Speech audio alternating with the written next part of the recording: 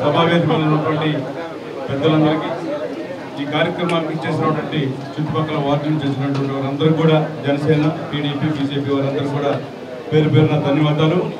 మరి పక్కాగా మరి రంగా గారి అబ్బాయి రాధాబాబు ఇక్కడ రావడానికి కారణాలు ఏంటంటే మరి ఈ నియోజకవర్గంలో కొంతమంది మరి ఒక తాట స్థిరంగా ఉండి మన కాపు నాయకులు కానివ్వండి బీసీ నాయకులు కానీ అందరిని కూడా మభ్యపెట్టి ఇక్కడ తీసుకెళ్తున్నారని అక్కడ ఏదో రకంగా చేయాలని ఒక ఆలోచనలో ఉన్నారు. కాబట్టి వారికి బాబు గారు రాధాబాబు ఇక్కడికి వచ్చి వెళ్ళాడు అంటే మరి ఈ నియోజకవర్గాన్ని మనం అందరం కూడా గెలిపించుకోవాలి.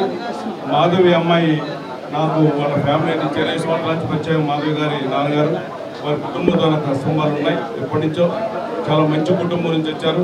మంచి అమ్మాయి కాబట్టి మనందరం కూడా మన అమ్మాయిని గెలిపించుకోవాలి. మరి అమ్మాయి గెలిచిందంటే రాధాబాబు గారు వచ్చారు కాబట్టే గెలిచిందనేది మనం నిరూపించుకోవాలి.